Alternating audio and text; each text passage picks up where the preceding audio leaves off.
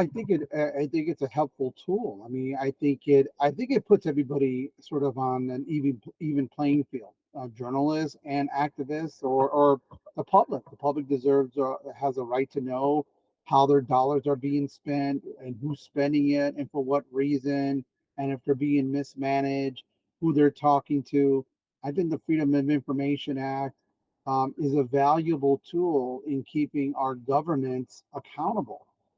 There's still a lot of work to be done with FOIA. Like, for example, I know congressional records are not FOIAble, and we don't know why that is. But Congress is not are not they're not subject to FOIA laws, and that's something I would like to see change in the future. Because I mean, maybe not for everything, but certainly for how legislation is being crafted, who's saying what, and just for transparency. I mean, if we're an open government, and we should be allowed to um, see what's going on. But for the most part, I mean, to keep local, city, states accountable, I think FOIA is tremendous, tremendous.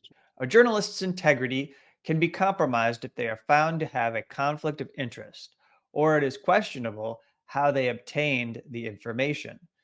The Freedom of Information Act is a tool that is available to all journalists and media organizations. Every journalist or media organization goes through the same process to obtain documents related to specific matters.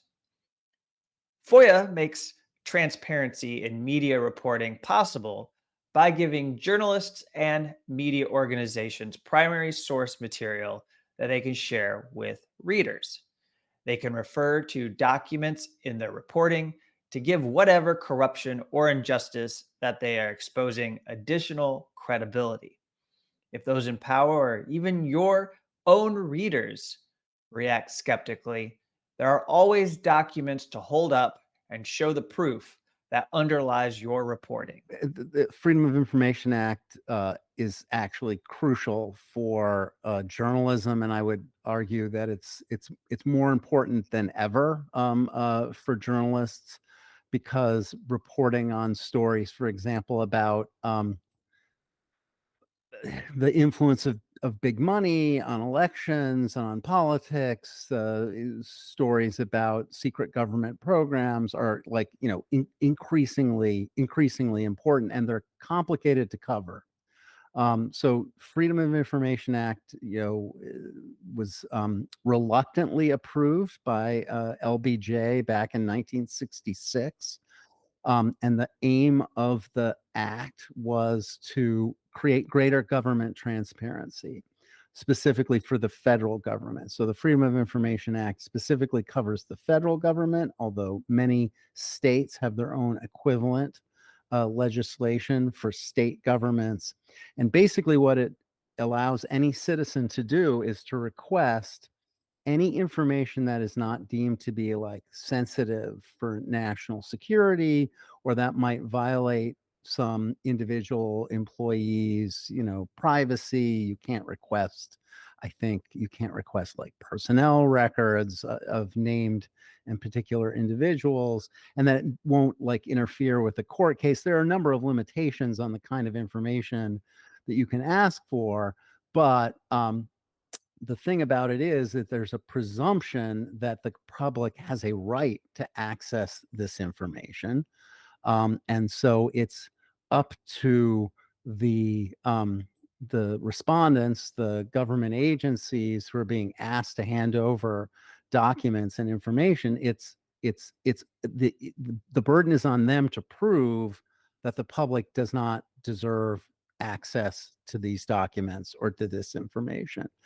And it has been, really crucial in reporting on a number of important stories, going way, way back to the 1970s. So thanks to the existence of the Freedom of Information Act, activists in the 1970s, anti-war activists, civil rights activists, and others were able to get documents that demonstrated that the FBI, the U.S. Army intelligence, and other government agencies were actually spying on them. That would be one that'd be one example of of an explosive FOIA story. Fast forwarding, to the fairly recent past, FOIA was absolutely instrumental in exposing the CIA's extensive program of secret detention and torture of people detained during the war on terror, the post 9/11 quote unquote war on terror. We wouldn't know about some of the horrors of what the CIA did to detainees had it not been for FOIA requests. FOIA also was instrumental in revealing, I think in the Obama administration, 2013, 2014, instrumental in revealing that lots of government agencies maintained internal correspondence via secret email accounts that to avoid public scrutiny. And of course, the Hillary Clinton email story what came to light initially because of a Jason Leopold, FOIA request. So FOIA has been it's crucial, I think, for reporting today, and it has been whittled down. I think there's a lot of evidence that that the scope of FOIA has been narrowed a lot. The Obama administration, amazingly, surprisingly, narrowed somewhat what could be requested, and spent millions and millions of dollars fighting against requests for information, brought under FOIA. But nevertheless, it's still a vitally important tool for all reporters. And the interesting thing, I'll just say this, is that we always think of FOIA in relationship to investigative reporting, but it's actually used by ordinary citizens. I've used FOIA requests in my research on history, my historical research. I did some, I requested the documents of some individuals I was researching as part of a historical research project. And a lot of businesses and law firms make use of. So 90% of FOIA requests that are filed are not filed by journalists, even though the ones that we think about most frequently, right, are brought by journalists.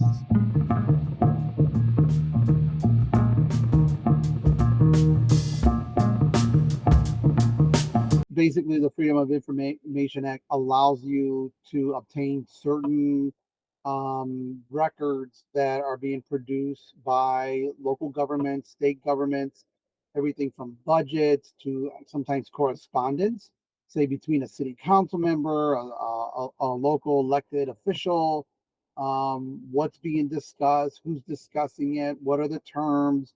Sometimes we find maybe a quid pro quo in some of these. Hey, you do this certain thing and we'll I mean, there's been occasions where public officials have been caught sort of trying to malfeasance, for example, or certain budgets. So this gives the public at least some kind of sort of view into the decision making process. Sometimes it's all above board, but other times it's we learn certain things as to what's going on. Emails, maybe even text messages. If somebody's using a government issue phone, are those subjects to FOIA? So there's a lot of things that are FOIable. We call it FOIable. It's like an acronym now, or like an adjective. But there's some things that aren't. So each state is different. Everybody has their own kind of laws, and it's just kind of maneuvering to see how state laws and local laws can sometimes they impede a journalist or the public's right to know. Sometimes they'll charge exorbitant fees, copying fees, or well, we got to make the staffer available to get your record, so it's going to cost you $100, $200, $1,000. Some states have said no. You're not going to charge that much. It just really all depends what state you're in, what community you're in. Some states are better than others, and but we just got to try to navigate all that. It's one of the tools we use to keep government and public officials accountable. Obviously, it takes the public, it takes media outlets, it takes a strong media atmosphere. We know the challenges of traditional media or legacy media, newspapers, radio, and TV. They're all struggling right now for viewers, for readers, for subscribers, and we're living in a sort of, in some areas it's declining, but there are some new business models that are emerging. Not more nonprofit newsrooms, less driven by profit. But having strong media out there is important, and FOIA is one of the tools we use to keep public officials accountable. It's not the only one. Obviously, we need media who play by the rules, play by the game. Like, we are try to be as unbiased as you can, tell both sides, try to be fair. It's difficult too, because we're all human. We all grow up. Where nobody is where we're not, we try to be as transparent as possible. I know it's difficult sometimes, but as long as you're trying to give somebody their shake, I think the media has a long way in. We created some of the problems we're seeing with the public not trusting the media as much, but also at the same time, we have public officials who are out there, lobby, criticizing the press when they're sort of just gaslighting. We know. But the FOIA is one of the tools we have to have people held accountable. But it's not the only tool, but it's one of the tools. FOIA can arm citizens with information that they need to challenge policymaking and the actions of government officials. It can be very helpful in local struggles. Those organizing against a toxic pipeline project, the privatization of land, the defunding of schools, or an exploitative, ineffective, or wasteful government program could request records from city agencies to bolster their advocacy at a city council meeting. In Chicago, where I am based, the American Friends Service Committee's Chicago Peace Building program taught youth how to use the Freedom of Information Act to expose police misconduct and ultimately get police out of schools. Under Mayor Brandon Johnson in February 2024, that kind of work paid off because the Chicago Board of Education voted to terminate a $10.3 million contract with the Chicago police. There is plenty of investigative journalism that would not be possible without FOIA. Journalist Azmat Khan won a Pulitzer Prize in 2022 for the Civilian Casualty Files, a New York Times investigation into civilian deaths in U.S. military strikes in the Middle East. More than 5,400 pages of records from the Pentagon aided Khan's on-the-ground reporting. And Khan said what the hidden documents show is that civilians have become the regular collateral casualties of a way of war gone badly wrong. Perhaps you could say that they are collateral murder. Jack Polson, a former research scientist at Google, used FOIA to expose the Pentagon's Project Maven, which showed how the Pentagon and U.S. intelligence agencies are developing AI for war, including an AI drone surveillance program called Project Maven. The progressive media outlet American Prospect featured his work.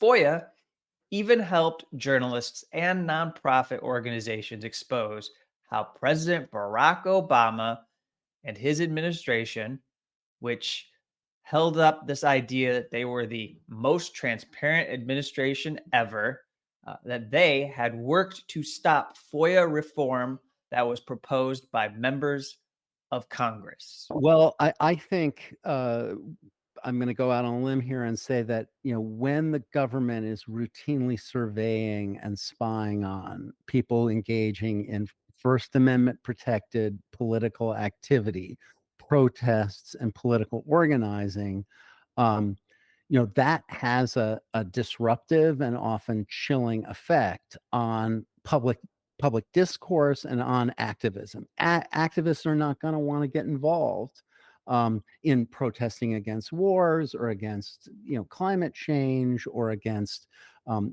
big bailouts for Wall Street banks, if they know that by doing so, they're going to come to the attention of some government agency. One of the most explosive FOIA related stories of recent years was this revelation came to light because of a FOIA request that the Department of Homeland Security was spying on Occupy Wall Street activists, who were camping out, protesting the fact that big banks got a huge bailout during the 2008-2009 economic crisis, but ordinary citizens and students with huge student loans, which at the time were growing to like astronomical, unheard of sizes, right, were not getting bailed out. So they were protesting over what is a legitimate issue of public concern, a legitimate public policy issue. They may have been engaged in some civil disobedience and breaking of the law to make a point, but they weren't criminals, and they were being spied on by the Department of Homeland Security. It's just shocking, and that would not have come to light had it not been for FOIA requests. And a sort of more local level, everyone who lives here in Chicago knows the name Laquan McDonald, who's a teenager who was shot dead by police officers who got called out because he was acting strangely, and he was wielding a 2-inch long penknife, and they shot him 16 times. The actual facts of his death would not have come to light had it not been for an investigative reporter, first of all, filing a FOIA request to get the autopsy report, and then another investigative reporter filing a request to have the dash cam video of the entire incident released, which the city stonewalled on until after the election that reelected Rahm Emanuel. But those, that is another case where activists engaged in activism against racist, against police violence and murder, and for greater social justice, what we would today call, they didn't at the time call themselves the Black Lives Matter movement, but the Black Lives Matter movement, were galvanized by information that was released as a result, really, of FOIA requests. So it's a crucial tool also for activists, I would say.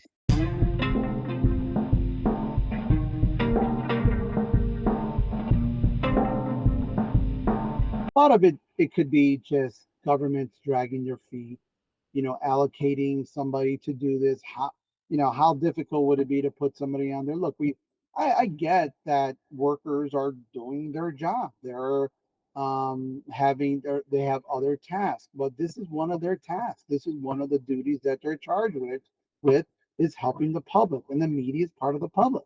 And it may not even be us. Sometimes I feel maybe even a media person might have the upper hand because we got, we're working journalists. What if it's just, a local organization or concerned citizen who wants these records? Maybe they'll be given the runaround, thinking like, well, you're not going to write it up somewhere and give you more of a pushback. But then other times maybe being a reporter can be sort of a double-edged sword. Maybe they'll drag their feet even more, knowing that, oh well, they're going to use these records to make me look bad. Well, not really. If there's nothing in there that you have to hide from, these are public records, and they don't belong to you. They don't belong to the public official. They belong to the public. So but there have been times where officials will drag their feet.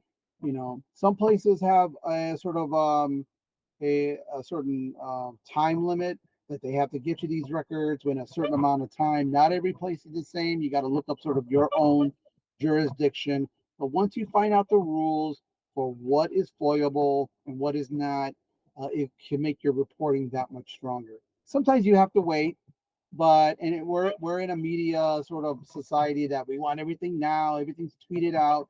But the best stories, they'll take. I think of journalism as sort of being a cook. the best stories are the ones that take the longest. You got to mix the ingredients, you got to bake it. Sometimes it takes longer. But boy, once that casserole comes out of information or you're digging or big story, then oh man, it's even better. Well, the impact is that the public doesn't, they're, sort of, they won't know what's going on. They're being impeded. And it's sort of like that phrase, justice denied is justice delayed is justice denied. And I mean, it's as serious as that. When a public official or a bureaucrat drags their feet in trying to give you the information, um, it it it just delays the public's right to know. And they should be advocates for this. A person who's being paid on the public dole is being paid a public salary. They should be an advocate for the public. They're the public. They shouldn't be a defender of the government behind it. And I get it. Sometimes they are. They feel like they have to be the hockey goalie, but that's not their role. Their role is to serve the public. Whether you agree with the media outlet or not, we have a role to serve. The freedom of the press, and I think people forget about that. The First Amendment includes the freedom of the press. It isn't just the freedom of speech and the freedom of assembly. That's all in there, and those are all valuable. Freedom of the press, I've always felt that's a huge responsibility. And government employees, they should be helping us in that goal. We're not adversaries. We're the public as well. But when they drag their feet and they feel like they can ignore FOIA laws, then that's really telling the public, that's shutting the door on you and me. And that's the way they should look at it. They are shutting the door on the public's right to know, and that's wrong. FOIA is imperfect and rather dysfunctional. At the national level, there are tremendous backlogs at all levels of government. There seems to be a lack of funding for the processing of open records requests. So that means increasingly, we see agencies demand that individuals pay high amounts of fees if they want the documents that they are seeking. Muckrock is a nonprofit site that enables records requests. And they say the average request from a United States agency can take 278 days to be fulfilled. However, if the government agency labels your request a complex request, that may mean it will be put in a different pile. And so your request can take several hundred days longer or even multiple years to be completed. ProPublica has said delays, quote, now routinely last longer than most journalists can wait, or so long that the information requested is no longer useful, end quote. In fiscal year 2023, the US government responded to nearly 2 out of 3 FOIA requests by censoring, withholding, or claiming that they could not find any records. That means that FOIA is just as bad or slightly worse under President Joe Biden than it was under President Donald Trump. The Justice Department spends around $40 million each fiscal year to prevent the disclosure of information in the public interest, despite a study by the Senate that exposed the CIA's torture program to heightened scrutiny. The Justice Department is still helping the CIA cover up information related to its torture of Guantanamo Bay prisoners. All of this dysfunction means for journalists and various media organizations is that it is expensive, time-consuming, and perhaps ineffective and eventually fruitless for these organizations to pursue investigative journalism projects.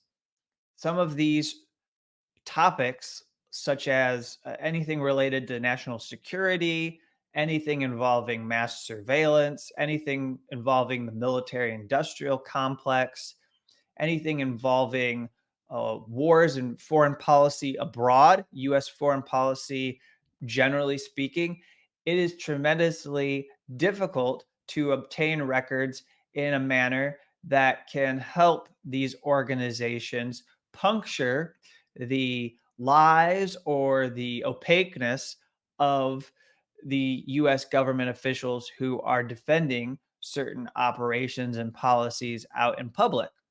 And so the public is deprived, citizens are deprived of information that could help them truly understand the implications of these actions by the US government. And journalists are simply just going to uh, produce other journalism that perhaps serves the bottom line of the corporations that own them or the venture capitalists that own them, far more than pursuing the investigative journalism projects that rely on FOIA. It's probably going to involve more gossip, involve more drama, uh, cater to partisan politics, cater to culture war issues, rather than dig deeper into uncovering the waste, fraud, abuse, and illegality that is at the core of efforts and should be at the core of efforts to hold US officials accountable for their conduct.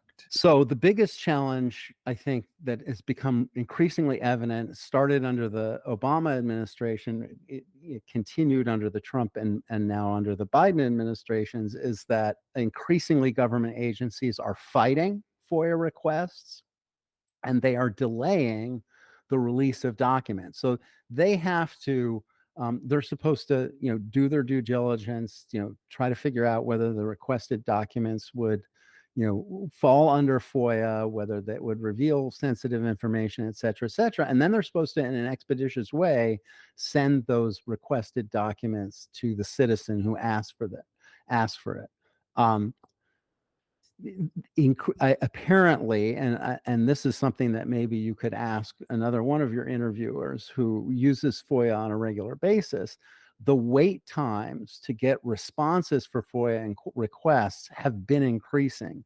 I know that sometimes, I have filed FOIA requests, and this is from my historical research on figures from the 1930s where I'm requesting FBI files. I know sometimes it's taken as long as 6 or 7 months for me to get responses to my requests. And the people I'm asking about are all dead. None of the information I'm asking about is in any way politically sensitive today. It might have been 50 years ago, but is not politically sensitive today. I think I have heard that in some cases people have to wait 7, 8 years to get files back from the various agencies. And if it's something related to, say, police killing of youth of color, for example, that's an urgent situation. And so if you have to wait 6 or 8, 6, 7, 8 years to get those documents, justice delayed is justice denied. And there, and people will have no way of knowing what really happened until they get access to those documents. And of course, if it's a really high profile case, if it's a Laquan McDonald, the courts will order agencies to produce the documents, in an expeditious way as soon as possible, immediately. But in a lot of other cases, we're not even, right? We're not aware. So there might be hundreds, even thousands of George Floyds and Laquan McDonalds out there who have been murdered by police. And we wouldn't know unless we got these documents back that in fact this was, the circumstances surrounding the killing were suspicious, et cetera. And unless you get those documents, it's going to be hard to figure that out. So I think that's one of the big challenges. I guess the other one is fees and legal fees. So oftentimes, a journalist can file these requests on their own. There's a couple of websites that you can use where they have form letters and templates that you can simply fill out and send in to make a FOIA request. So that's easy enough. And these days you can actually file those requests electronically, so you don't even have to pay for postage. But if the agency you're requesting information from challenges you, or is putting up obstacles to turning over the documents you're asking for, is only going to turn over some of the documents, and you will have to sue them in order to get the rest of the information. To even have a chance of getting the rest of the information, and bringing a lawsuit is very expensive. Which is why it's mostly millionaires and billionaires like Donald Trump who bring lawsuits, right?